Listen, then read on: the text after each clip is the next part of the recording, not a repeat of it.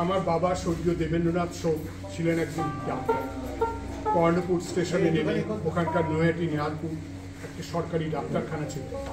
বাবা সেখানে ডাক্তার ছিলেন, ওখানে বিনা পয়সায় রোগী দেখা হতো, ওষুধ দেওয়া হতো।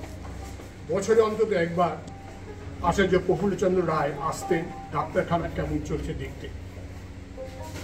আমার বাবা সারাদিন অক্লান্ত পরিশ্রম করতেন, বাড়ি বাড়ি ঘুরে রোগী দেখতেন। সকলের কাছ থেকে টাকা পয়সা নিতেন না, বরং নিজের পকেট থেকে পয়সা দিয়ে আসতেন তাদের দুধ কিনে খাওয়ার জন্য। শীতের সময় গরিব রোগীরা গায়ে ছেঁড়া কাঁথা দিত, তাই প্রতি শীতে বাবা সাধ্যমতো অন্তত 4-5খানা কম্বল ওদের দিতেন। এইসব লোকেরা বাবাকে শিবতুল্য ডাক্তার বলত। অনেক রাতে রোগীর বাড়ি থেকে ডাকতে আসতো, সেই বাড়িটাতে বাবা চলে যেতেন রোগী দেখতে। সেই সময় মা রাত জেগে বসে থাকতেন বাবা এলে দরজা খোলার জন্য। লিচু আম আমাদের বাড়ি সেই সময় দেখেছি অনেকে তাদের গাছের কলা লিচু আম আমাদের বাড়ি পাঠিয়ে দিত। যখন দেশ ভাগ হয়ে গেল তখন খুলনা অন্তর্ভুক্ত হলো পূর্ব পাকিস্তানে। বাবা তখন বেশ কিছুদিন ওখানেই ছিলেন। পরে কলকাতায় এসে চেম্বার করলেন। বাবার সঙ্গে বেঙ্গল কেমিক্যালের খুব সুন্দর সম্পর্ক ছিল। এসব অনেক দিনের আগের কথা, সব কোথায় হারিয়ে গেছে। আমার কাছে আমার বাবার স্মৃতি এক অমূল্য সম্পদ। জীবন যখন ফুরায় যায় করুণা ধারা এসে দেশে ফেরা, যেটাতে খুলনা গেছিল বেড়াতে, তার উপর ভালো লেগেছিল, উৎসাহ ছিল। 90 বছর বয়স।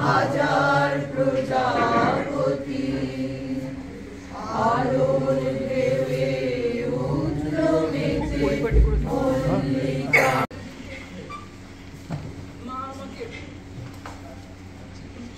বাড়ির মোড়ে ছেড়ে দিয়েছিল। তখন আমার কত ছোট বয়স, তখন দৌড়ে গিয়ে ভাইয়ের কাছে গিয়ে ভাইকে জড়িয়ে পড়েছিলাম, ভাই আমি কোথাও যাবো না।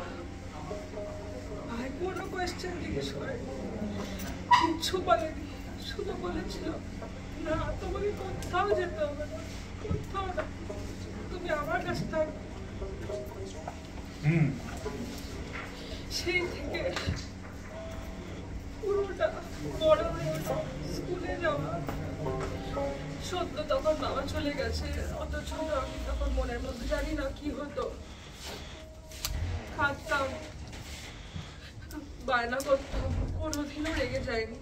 কেন ওই বয়সে ভাইয়ের তখনই যথেষ্ট বয়স, কোনোদিন রেগে যায়নি যে কেন আমাকে এত কিছু করতে হচ্ছে এই বয়সে, আমি সামলাতে পারছি না।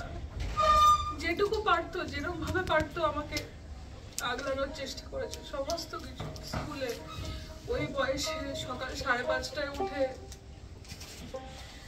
তার আগে বলি আমাকে যখন বাধ্য হয়ে হোস্টেলে রাখতে হয়েছিল, সন্তোষপুর থেকে আমাকে যাতায়াত করানোর প্রবলেম হতো।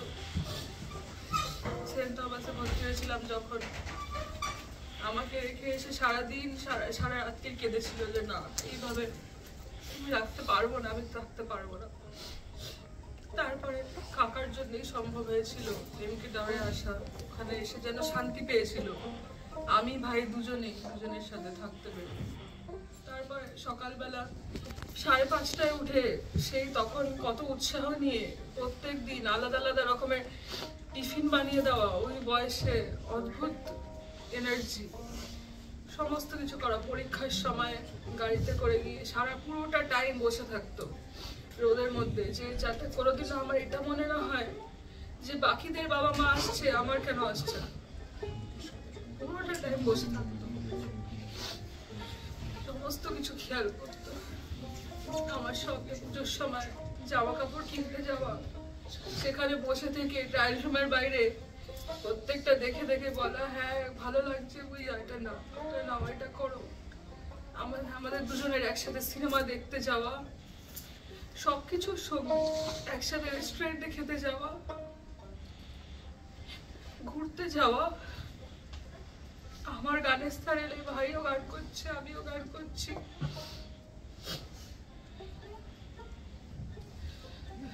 কলেজে প্রোগ্রামে যাওয়া, কলেজে গ্র্যাজুয়েশন সেরিমনিতে সুন্দর করে আমার পাশে দাঁড়িয়ে ছবি তোলা, প্রাউড ফিল করা যে হ্যাঁ আমি এত দূর নিয়ে আসতে পেরেছি। তারপর বিয়ের সময় খুবই, কিন্তু কোথাও একটা খুব শান্তি পেয়েছিল যে আমি একটা পরিবার দেখে যেতে পারছি, যে ওকে দেখে রাখবে। সবসময় বলতো যে এইটাই আমার একমাত্র সান্ত্বনা, যে আমি তোমাকে একটা ভালো পরিবারের হাতে তুলে দিতে পেরেছি। তারপরে মেয়ে হওয়ার সময় পুরোটা টাইমই ভাইয়ের কাছে ছিলাম। তখনও আরো কত বয়স হয়ে গেছে ভাইয়ের। আমি দুধ খেতে চাইতাম না, বলতাম না খাবো না, সেই দুধ নিয়ে পেছন পেছন ওই বয়সে ঘুরছে যে না বুইয়া খেয়ে নাও, খেতে হয় এই সময়, খেয়ে নাও, যা খেতে ইচ্ছে করছে এনে দেওয়া, মিষ্টি দেওয়া, মুড়ি মেখে দেওয়া। ওই বয়সে অত এনার্জি নিয়ে যা মানে সমস্ত যা যা করা সম্ভব করে, তারপরে মেয়ে হওয়ার পর মেয়েকে যেদিনকে হবে ওরকম একটা পরিস্থিতি, তার মধ্যে নিজের মাথা ঠান্ডা রেখে ফোন করে সমস্ত কিছু সঙ্গে নিয়ে গিয়ে মেয়েকে, অত ছোট মেয়েকে, প্রিম্যাচিওর বাচ্চা, তাকে বাড়িতে নিয়ে আসা, তাকে ওই অবস্থায় বসে কোলে নিয়ে গল্প করতো। আর আমার মেয়ে যাই না তখন তো কি বুঝতো, তাকিয়ে থাকতো ভাইয়ের দিকে, দেখতো, খুব আনন্দ পেত ওকে দেখে। যখন চলে যাওয়ার সময় এলো, তার আগে পর্যন্ত মেয়ের কথা বলে গেছে। এটাই আর কি বলবো। দেবীপুরের স্কুল এক ক্লাসের বোধহয় 11 ছিল। আর মেজো কাকিমা খুব ভয় পেতেন, অন্ধকার অন্ধকার রাস্তায় লোক নেই, গ্রামের পথে, হ্যাঁ কর্ণপুরে তো হবে না, ওটা বোধহয় স্কুলটা ছিল দেবীপুর। তো তখন মা বলতেন যে করুণা না ভয় পাচ্ছে, বলছে আমার ভয় লাগছে, মা আমার ভয় লাগছে, তবে চল চল ভয় কে আছে, 3-4 এরকম পরে টরে। তো সেরকম একটা ছিল, মানে এই সম্পর্কটা তো অনেক দিনের, মানে তাদের বিয়ে হয়ে কাকিমা যে আমাদের বাড়িতে এসছেন, সম্পর্ক বাটানগরটা ছিল আমাদের কাছে একটা স্বপ্ন জায়গা। কারণ আমরা তখন মানে ওরকম সুন্দর সাজানো শহর, এবং শুধু সাজানো শহর না, সাজানো সংসার। কারণ আমরা তখন অনেক মানুষ একসাথে টালিগঞ্জে থাকি, এলোমেলো, কারো কোনো কিছু ঠিক নেই, হ্যাঁ এরকম একটা জায়গায় আমরা হইচইয়ের মধ্যে থাকি। সেখান থেকে আমি গরমের ছুটিতে বা পুজোর ছুটিতে যাবই যাব বাটানগরে, এবং সেখানে গিয়ে ওই সুন্দর, ওই যে বলছিলাম তুতুলকে একটু আগে, যে তোদের বাড়িতে ঢুকলেই দুপাশে দুটো শঙ্খের মতো ছিল, তার মধ্যে একটা শুকনো ডালে ছোট ছোট খই পোতা থাকতো, হ্যাঁ। আর কাকিমার একটা মুখের প্লাস্টার অফ প্যারিস দিয়ে বানিয়েছিলেন মেজো কাকু মুখের সাইড ফেস, হ্যাঁ, সেটা করে উনি তখনকার দিনে বোধহয় 1000 টাকায় পেয়েছিলেন বাটানগর থেকে। ওটা ওরকম সাজানো থাকতো। তো বাড়িটাতে ঢুকলেই না একটা সুন্দর সুচারু বলে যাকে, সেরকম ধরনের একটা পরিবেশ, আমার ওটা খুব ভালো লাগতো। আর কাকিমা ভীষণ যত্ন করতেন, হ্যাঁ। কাকিমার যেটা সব থেকে বড় জিনিস ছিল, কাকিমা তো খুব ভালোবাসা ছিল। তো কাকিমা সে এই কি খাবি বল, রসগোল্লা খাবি না রাজভোগ খাবি? আমি দেখতাম রাজভোগ পেলে একটা, রসগোল্লা পেলে রসগোল্লাই খাবো, রাজভোগের মর্ম বুঝিনি, রসগোল্লাই খাবো। কাকিমা আবার এখন মনে আছে, কাকিমা একটু মুখ টিপে আসছে, কাকিমা তো বুঝতে পারছেন কেন। তো তারপরে দাদা ভাই ছিল আমার, বলতে গেলে সত্যি কথা আমার বেস্ট ফ্রেন্ড, হ্যাঁ। কারণ আমরা তো দল ছোট, আমি আর দাদা ভাই এক বয়সী, তারপরে এগুলো বড়, তারপরে এগুলো ছোট। তো আমি সারাদিন আমরা খেলছি, আর কাকিমা আমাদেরকে নানা রকম খাবার বানিয়ে দিচ্ছে। আমরা বাটানগরের স্কুলের পাশ দিয়ে ছুটছি, জেটিতে চলে যাচ্ছি। সেই যে কাকিমার সংসার করা, তারপর যেদিনকে দাদা ভাইদের রেজাল্ট বেরোবে, কাকিমা সারাদিন পূজন করে, সারাদিন কাকিমা পূজন করে। তো এইসব ছোট ছোট স্মৃতি আছে। তারপর কাকিমা যখন মাঝখানে তো আমাদের জীবনেও বিয়ে থা বাচ্চা কাচ্চা অনেকদিন আর তেমন ভাবে ছিল না, কিন্তু বয়সকালে আবার কাকিমা ফিরে এলো যখন এখানে এমকে টাওয়ার্সে, তখন কাকিমাকে আবার নতুন করে পেলাম। কাকিমা ভীষণ আমার লেখা পড়তে ভালোবাসতেন, এবং কাকিমা যে নিজে লিখতেন সেটা আমাকে টেলিফোনে লেখাগুলো পড়ে পড়ে শোনাতেন, যে মিতু বলো তো এটা কেমন হয়েছে, ঠিক হয়েছে। আর কিছু লিখলেই সেটা তুতুলকে দিয়ে সে বইটা আনাবেন এবং উনি পড়ে আমাকে বলতেন, হ্যাঁ। আর মেজো কাকিমাকে আমার মনে হচ্ছে একটা পরিপূর্ণ নারী। মানে তার জীবনে যে মানে একটা মানে তখন তো ছোটবেলায় বুঝতাম না, কিন্তু সংসারটা বোঝা যায় যে একটা নারী কেমন করে নিজেকে প্রতিফলিত করতে পারে। এবং তার ভিতরে মানে মেজো কাকু এবং কাকিমার মধ্যে যে ইকুয়েশনটা ছিল, ভাইব্রেটিং, খুব সুন্দর একটা স্নিগ্ধ, একটা সুন্দর। তখনকার দিনে আমরা তো অত দাম্পত্যকে কাছ থেকে দেখতাম না, কারণ আমাদের বাবা মাটা আমরা এত ব্যস্ত থাকতেন এবং এত ছড়ানো ছিল যে তাদের সম্পর্কগুলো আমরা অত বুঝতাম না। কিন্তু ওখানে একটা ছোট্ট সেই নীড় বলে না, একটা ওরকম মধ্যে খুব ভালো লাগতো। ওটা খুব সুন্দর একটা দাম্পত্য। তো তারপর যেটা সব মিলিয়ে কাকিমাকে তো আমি দেখলাম এত বছর অবধি বাঁচলেন এবং পরিপূর্ণভাবে বাঁচলেন। সবার জন্যে যা করার উনি করেছেন, হাসি মুখে করেছেন, কোনোদিন বিরক্ত হতে দেখি, জীবনে রাখতে দেখি। সে হাসি স্বতঃস্ফূর্তভাবে মানুষ হয়েছে, এত সবাইকে শ্রদ্ধা করা, মানে সেটার জন্য আপনি চিরকাল কৃতজ্ঞ থাকবো ভাইয়ের কাছে, যে এরকমভাবে মানুষ করতে পেরেছেন ইনিকে, এবং ইনি আমাদের জীবনে এসেছেন, তার জন্য সারা জীবন কৃতজ্ঞ থাকবো। আমাদের পুরো ফ্যামিলি থাকবো। এবং ও কি হারিয়েছে সেটাও বোধ হয় আমরা কখনো বুঝতে পারবো না, বাট আমি রিয়েলাইজ করি আমার মধ্যে দিয়ে যে আমি আমার ঠাকুমাকে দুবার করে হারালাম। সবসময় তোমার পাশেই থাকবো। তরফ থেকে একটা কথা বলি, উনি কোনোদিন শাশুড়ি ছিলেন না আমাদের, উনি আমাদের বন্ধু ছিলেন। মানে সেটা মমতা দিয়েও খুব ভালো করে বুঝবে, নিনি তো জানেই। হ্যাঁ, আমাদের মানে আমাদের জিনিসপত্র নিয়ম কানুন আমরা করতে হবে। ওটা সাউথ সিটি মল যখন ওপেন হলো, সাউথ সিটি মল ওপেন হয়েছে, আমরা সবাই যাচ্ছি দেখতে, মেজো মাইমা আমাদের সঙ্গে যাচ্ছে। আমরা কোথাও ফুড কোর্টে খাবো, মেজো মাইমা আমাদের সাথে যাচ্ছে। মানে এটাই, কোনোদিন শাশুড়ি ব্যাপারটা ওনার কাছ থেকে আমরা বুঝিনি। এবং এটাও মেজো মাইমা খুব হাসাহাসি করতো, আমার ঘড়ি মেজো মাইমার সেম। কি হলো দাদি, তুমি আর আমি একই ঘড়ি পরেছি, এমনকি একটা কি সিটি গোল্ডের বালা, সেটাও সেম। মানে এগুলো মানে আমি মেজো মাইমা কোনোদিন মানে শাশুড়ি না, কোনোদিনও মা তোমার সাথে কোনো ড্রেসিং সেন্সের খুব, হ্যাঁ আমার মেজো মাইমা মানে সব সময় তুমি যেরকম হাউস করতে, আমি আর তুমি একই হাউস করতে, মানে এই দেখো খুব মানে মেজো মাইমার সাথে কোনোদিন এটা ছিল না। অবশ্য আরেকজন হচ্ছে সে বৌমা ছিলেন আমাদের, মানে গাইমা বৌমা আমাদের গাই, কি করে কি রান্না করে আমি কোনো নিয়ম কানুন এইটার কোনো বাইন্ডিং ছিল না। মানে আমি সত্যি কথা বলতে কি এটাই মানে আমাদের উনি বন্ধু ছিলেন, আমার বন্ধুকে সত্যি তাই মা ভালো মা দুজনের কেউ, এইটা তো আমাদের একটা সম্মান বরাবর, আমাদের কোনোদিনও নিয়ম কানুন এই করে না। মা শেষ হয়ে যাবে, তো মা বলছে আমি যে জানি না যে ভাত করতে গেলে কতটা চাল নিতে হয়।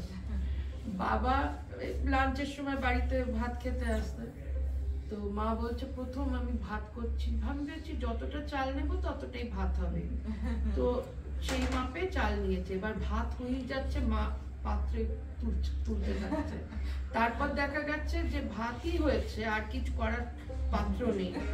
তারপর বাবা ততক্ষণে এসে গেছে, মা তখন প্যানিক করছে। তখন বাবা অবভিয়াসলি তখন বাবা বলেছিল যে ঠিক আছে ওই ভাত দিয়ে একটুখানি ঘি দিয়ে কিছু মানে অন্য কিছু দিয়ে খেয়ে নেবে।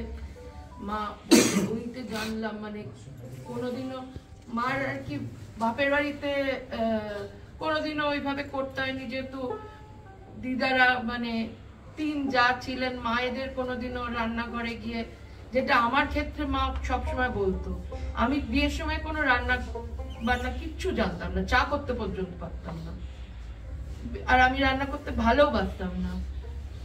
আমার মা বললো তোমার হচ্ছে আমার মতন, কোনোদিনও মানে যেহেতু অন্য কাকিমারা ছিল, কোনোদিনও তোমাদের রান্নাঘরে ঢুকতে হয়নি। আমারও ছোটবেলায় ওরকম হয়েছিল। আমাকে লিটারালি দুবাই যাওয়ার আগে মা মুসুর ডাল করা, সাদা আলুর তরকারি আর বাবা রুটি করা, এই 3টে শিখে আমি দুবাই গেছি, যে কিছু তো খেতে হবে রেঁধে বেড়ে। দাদাই খুব এসব পারতো। বাবা আমায় মানে রুটি করা নিজে হাতে। আমার যে জন্য প্রথম দিন থেকে গোল রুটি হয়।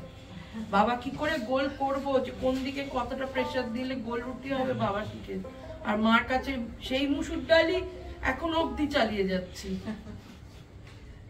তো ওইগুলো শিখে তারপর আমি তালের বড়া খেতে ভালোবাসতাম বলে একবার হয়েছিল, মনে আছে? সে ভাই সে মেনকা দিকে দিয়ে তাল আনিয়ে আমরা ছুটিতে এসেছি ঘটনাচক্রে, মানে সবসময় টাইমিং। আর আমি হিমসাগর আম খেতে ভালোবাসতাম, কিন্তু আমরা যতদিনে আসতাম ততদিনে মা কোনো সময় যদি লাস্টের দিকে একটুখানি দুটো একটা হিমসাগর বাঁচিয়ে মা রেখে দিত। তারপর আমি তালের বড়া খেতে ভালোবাসতাম বলে একবার সেই মেনকা দিকে দিয়ে আনিয়ে সাউথ সিটিতে সেই পুরো ভেজে এক বাটি তালের বড়া, মানে এই না তোমার জন্য তালের বড়া। আর মিনি আমার ছেলে বলছে মা একলা খাবে অতগুলো? তো মা বলছে না না তোমাদের দেবে, অল্প অল্প তোমরা খাও, আর বেশিটা মার জন্য, মা সব থেকে ভালো। ওইগুলো আমি নিম বেগুন খেতে ভালোবাসতাম, পোস্ত খেতে ভালোবাসতো বলে কাকারা যখন আসতো শুধুই পটল পোস্ত। হ্যাঁ, দিনে একবার ফেরা হয়ে আমি যেহেতু দুবাইতে তখন পটল পাওয়া যেত না, শুধু পটল পোস্ত, দুবাইতে পটল পাওয়া যেত না আগে, আর পোস্ত পাওয়া যেত না, যে জন্য আমি এত পটল খেতে আর পোস্ত খেতে ভালোবাসতাম করতো। একবার তো নিনি ভাই এবার একটু অন্য কিছু করো, শুধুই পটল পোস্ত করতো ভালোবাসে বলে। হ্যাঁ, মার হাতে তেল কই মতো আমি কই মাছ কোনোদিনও খাইনি, কিচ্ছু দিত না, তাতেই আমি কই মাছ খাইনি। মার হাতে এসে তেল কই মা করেছিল, মানে আমি আজ অব্দি ওরকম তেল কই কারো কখনো খাইনি। আর আমি একমাত্র ওই মাই রান্না করতো, তারপর ভাই করতো একটা ভাপা চিংড়ি মাছের। আমি ছোটবেলায় ভাইয়ের সাথে বসে বসে ওই চুষি আমরা কাটতাম। ও আমার বাচ্চা হওয়ার সময়, আমার বাচ্চা হওয়ার সময় মহারাষ্ট্রে গেছে, তুমি এত ভালোবাসতে বলে ভাই করে আগে সবার। কলেজে যারা জন্মাবার সময় কাঁদে সবাই হাসতে থাকে, মারা গেলে সবাই কাঁদতে থাকে, তিনি জানেন না তারা সফল লোক। কাকিমা ইজ এক্সাম্পল অফ দ্যাট। আজকে সবাইকে আরো বেশি করে দেখি যে সবাই এভাবে উইপিং, কতটা ভালো না বাসলেও তো ইয়ে করা যায় না। আর বিপদে যারা মোকাবেলা করতে জানে, আনন্দ যারা শেয়ার করতে জানে, তারা সুখী লোক। কাকিমা তাই ছিল। বাইরে কষ্ট দিতে চাই না, কিন্তু দেখেছি, নিজের চোখে দেখেছি with the active support of Urmi and Tirtha, উনি যেভাবে, আমি বলি আমাদের মেয়েকে আর কি, যেভাবে ইয়ে করেছে আর কি, সিঙ্গেল হ্যান্ডেডলি, ওরা বাইরে ছিল, সিঙ্গেল হ্যান্ডেডলি যেভাবে টেনে যেভাবে সাকসেসফুল লাইফে নিয়ে গেছে, সব করেছে। অনেকেই সাহায্য করেছে, বৌদি বসে আছে, দাদাবাবু সব অনেকে আছে। It's an example. কিন্তু যাই হোক, কাকিমা ছিলেন, কাকিমাকে ওনার খুব মুশকিল। যে কোনো ইভেন্ট আর কি, যে কোনো কিছু, সবাইকে যে ভালোবাসতেন। তুষার মিতুল লেখাটা পড়েছ? আপনি পড়েছেন? হ্যাঁ, পড়া হয়ে গেছে। উনি শুয়ে আছেন। যা আমি বোধহয় কলকাতায় ওল্ডেস্ট ড্রাইভার ছিলাম, গাড়ি চালাতাম। বাড়িতে চলে গেলে সব বাচ্চাদের বাড়িতে ফোন এসতে লোকটা কি মরে গেছে না বেঁচে আছে। তো আর দিনে মাস 6 আগে দিয়েছি। কাকিমাকে লাস্ট টাইম যখন বাড়িতে দেখে এলাম, বলছে মানে তুষার গাড়ি চালিয়ে এসছে, মানে এত চিন্তা করতেন আর কি, ভয় পেয়ে যে ওর কোনো কিছু হলো, মানে সবাইকে এত কিছু করতেন। পিসুমণি তাকিয়ে আছে, পিসুমণি বুঝতে পারছে না, মানে জানি না আমি। একই আমি এ বাড়িতে বিয়ে করেছি সবচেয়ে বয়সের গুণে, আমার কোনো গুণে নয়, তো যোগ্যতার ব্যাপারও নয়। যেহেতু সবাই আগে বিয়ে করেছি, আমি বেশি সবাইকে দেখার সুযোগ পেয়েছি কাছ থেকে, সেটা আমার আমি তৃপ্তি পেয়েছি, দেখেছি যে কি সুন্দর সমস্ত মানে সবাই মিলে আনন্দ করে থাকতে কিভাবে জানে আর কি। এবং কাকিমার সবাইকে এত ভালোবাসতেন, এবং ওনাকে কখনো দেখিনি যে উনি রাগ করে কখনো কথা বলতে আর কি, জানি না, আমি তো দেখেছি মাঝে মাঝে, কিন্তু না। এবং সমস্ত কিছু জানতেন, কারা কি করেছে না করেছে সমস্ত মুখস্থ ছিল। তো যাই হোক, আপনি আমাদের ইয়ে করবো না, শুধু সব সুন্দর মানে দুঃখের কথাগুলো শুনলেন, সুখের ইয়েগুলো শুনলাম। আমার মনে হয় কাকিমা অনেক বছর বেঁচে থাক, অনেক বছর আমরা ওনাকে ভুলতে পারবো না। ওনার মতো লোকজনও বারবার জন্মায় যাবে, এই বলে আপনার আমার বাবার আদরের বউ। আমি বলতে পারবো কতটা জানি না, কিন্তু আমি পিসি চলে গেছি, বয়স হয়েছিল, আমাকে ফোন করে বলতো টুক আমি কবে চলে যাব। আমি বলতাম যতদিন নামছো তুমি থাকো, হেঁটে চলে যতদিন চলতে পারছো চলো। আজকে যারা দাঁড়িয়ে কষ্ট পাওয়াটা আমার পিসি না পাওয়াই ভালো হয়েছে, কিন্তু আমার কাছে আমার বাবা মার পরে আমার সব হারিয়ে গেছে। আমার পিসি এমন একটা মানুষ ছিল যাকে কেউ না ভালোবেসে থাকতে পারবে না, তাকে শ্রদ্ধা না করে থাকতে পারবে না। আমাদের বলতো আমরা সোমবারের মেয়ে, কোনোদিন হেরে যাবি না, যা করবি নিজের ক্ষমতায় করবি, যা যে বলে বলবি। কোনো কিছু ছোট্ট কথা, কোনো কিছু দুঃখ হলে পিসিকে ফোন করতাম, ঘন্টার পর ঘন্টা গল্প করতো। আমার বাপের বাড়ি তো, দাদা চলে গেছে, তুই তো আছিস। বাবা যখন চলে গেছিল, এই কথাটা আমি কেন বলছি, আমার পিসি কিরকম আধুনিক মনের মানুষ ছিল। বাবা যেদিন চলে যাচ্ছে আমাকে ডাক্তাররা ডেকে বলল যে আর তো কিছু করার নেই, এবার ভেন্টিলেশনে দিয়ে দিতে পারি। বাবার বন্ধুরা সবাই ডাক্তার, তোমরা জানো। এসে আমাকে বললো না তোর দিস না টুম্পা, কিন্তু একটা দ্বিধা তো হয়, সমস্ত আত্মীয় স্বজন কি বলবে, মেয়ের ভেন্টিলেশনে দিল না। আমি পিসিমণিকে ফোন করে বললাম পিসিমণি আমি কি করবো, তুমি আমার বলো তো। বলে আমি আসছি, দাদা নার্সিংহোমে গিয়ে বললো এক্ষুনি সই কর। আমার দাদার গায়ে এতগুলো নল ঢুকিয়ে রেখেছে, ও কষ্ট সহ্য করতে পারবে না, ওকে নিয়েছে। কতটা অ্যাডভান্স হলে, কতটা চিন্তাধারা তার মানে আধুনিক হলে এত বড় ডিসিশন সে আমার সঙ্গে নিয়েছিল। ফোনে কথা হতো, আমরা ব্যস্ত থাকি, আসতে পারি না, অনেকদিন পিসিমণির কাছে আসতে পারিনি। এটাই আমার কাছে একটা দুঃখ থেকে গেল। মানে লাস্ট হয়তো 6 মাস আমি পিসিমণিকে আর দেখিনি। ভাবতাম মনে হতো ওই তো আছে তো, সাউথ সিটিতে পিসিমণি আছে, আমি কখনো গেলে দৌড়ে চলে যেতে পারবো। সেদিন যখন সকালবেলা ফোন করলো যে পিসিমণি চলে গেছে, একবার মনে হলো খুব কষ্ট পাচ্ছিল, ভালোই হয়েছে। কারণ শুয়ে থাকতে তো সে পারতো না। আমরা না সোমবারের মেয়েরা শুয়ে থাকি না, আমরা সব সময় মনে করি যে কিছু করে যেতে হবে। মানে মনে হলো তো আমার সবটা হয়ে গেল, আমার আর কেউ রইল না, মানে আমার বাবার বাড়ির দিকে আর কেউ রইল না। দেবেন্দ্রনাথ সোমের সন্তান এখন একটা জায়গায় বসে তার খুব আনন্দ করছে। আমি এই সাথে মানে যেখানেই থাকুক ভালো, আমার আর কিছু বলার নেই। তো উর্মি যেটা বলেছিল মার ওই ভাত রান্না করার ব্যাপার, কয়েকটা আমি বেসুরো কথা বলি। মাকে কেউ এখানে সাধারণত রাগ করতে দেখে জীবনে না, জীবনে না, ঝগড়া করতে শোনেনি, করতো উঁচু কথাই বলতে পারতো না। সব থেকে বড় সাক্ষী হচ্ছে বাবা। আমিও দেখেছি কিছু বাবার মাঝখানে কে একজন আমাকে বলতো যে না এ কোথায় রাখো, বাবারটা মানতে পারি, দেখেছি মানে পদবতী না, জমাইকে আমরা কখনো দেখিনি, জমা না ওটা বলবো। বাবা ঠান্ডা মানুষ ছিল, কিন্তু মার সঙ্গে বাবার ব্যালেন্সটা যেখানে রাখে সেটা হচ্ছে বাবা ছিল একটু কল্পনা প্রবণ মানুষ। মানুষটা নিজের গান বাজনা, বই, আর একটা জিনিস বাবার যেটা ছিল সেটা হচ্ছে বাবা একটুখানি অবাক হতে ভালোবাসত, বিস্ময়কর জিনিস।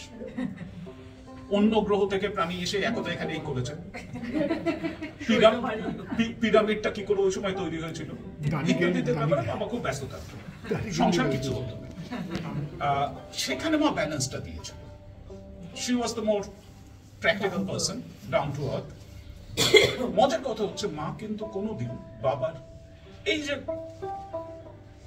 উল্টো পাল্টা বলো যাক বা নট ভেরি প্র্যাকটিক্যাল অ্যাক্টিভিটিস মা কিন্তু কোনোদিন বাধা দেয়। একটা অদ্ভুত জিনিস ছিল, আমার ছোটবেলায় মনে হতো যে এটা কেন করে, কেন বাবা প্রচুর উল্টোপাল্টা কাজ করবে, কোথায় কোন সাধনাকে কি সাধু, বাবার ধর্মে ভক্তি ছিল না, কিন্তু যেটা ছিল সেটা হচ্ছে অলৌকিক, অলৌকিক ঠাকুর কোন একজন সাধনাকে কি করতে পারে সেখানে মা সঙ্গে যেত, বিশ্বাস করতো না, কিছু করতো না, সঙ্গে যেত। তো এইটা আমার কাছে একটা প্রশ্ন ছিল। তো একটু বড় হওয়ার পরে একবার সেই প্রশ্নটার উত্তর পেয়েছিলাম যে মা এটা কেন করতো।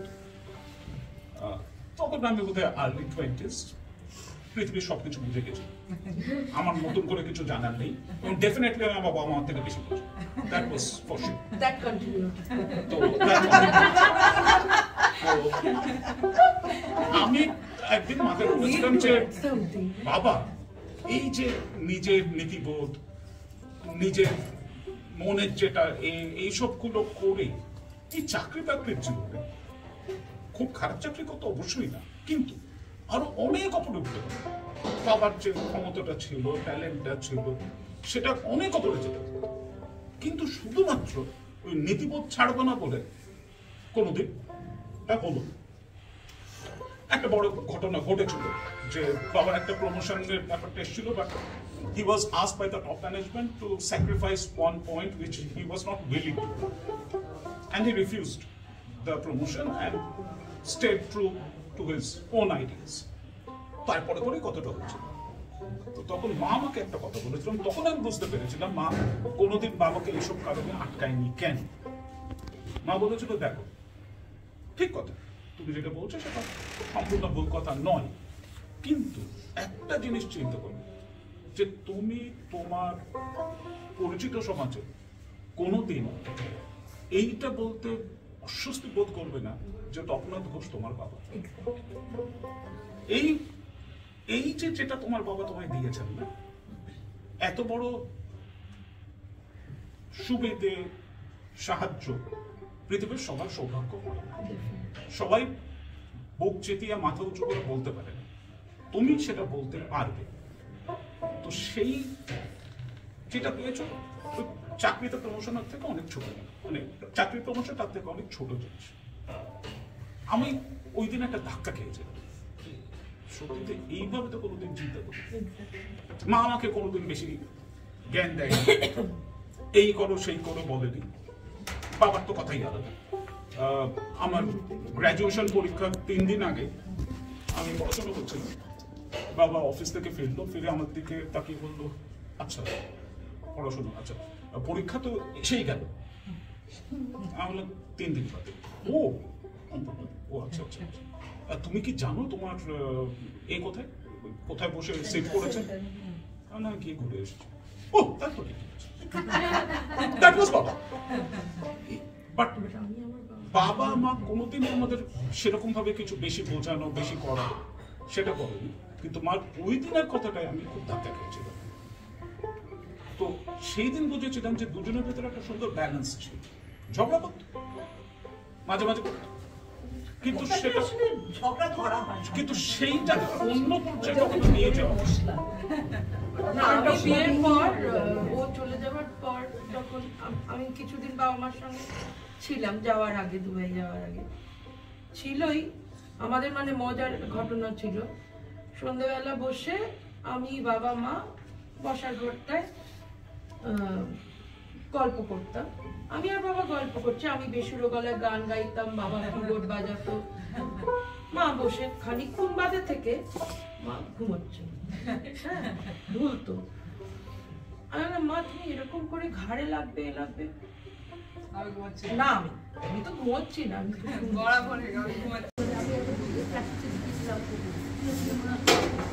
আমার কাছে বলতো এরকম করে আমাকে উৎসাহ দিতে লাগে। আমি তো মাত্র প্রচুর গল্প বলতেন, সব গল্প নেতাজির গল্প, আর গল্প বড়দের বলছে আমি হাঁ করে শুনতে পারতাম, কিন্তু আমার একটা গিলতাম প্রায়। এইরকম একটা পরিবেশের মধ্যে তো চলে গেলেন। তারপরে আমি তো হস্টেলে 10 বছর হস্টেলে, কারোর সঙ্গে তেমন যোগাযোগ নেই। কলেজে তখন তো হিরণের সঙ্গে নেচে বেড়াচ্ছি, অথবা আমার কারোর সঙ্গে যোগাযোগ নেই। তারপরে বিয়ে করে ফেললাম, বিয়ে করেও কিছুদিন মানে একদম চুপচাপ এই করতে করতে একদিন মানে মাঝে মাঝে মামার সঙ্গে দেখা হয়ে যেত তখন তখন। তো এরকম করতে করতে মামাও চলে গেল। তারপরে আমি খুব, তোমরা জানো কি জানো যায় না, আমি একটুখানি বিদ্রোহী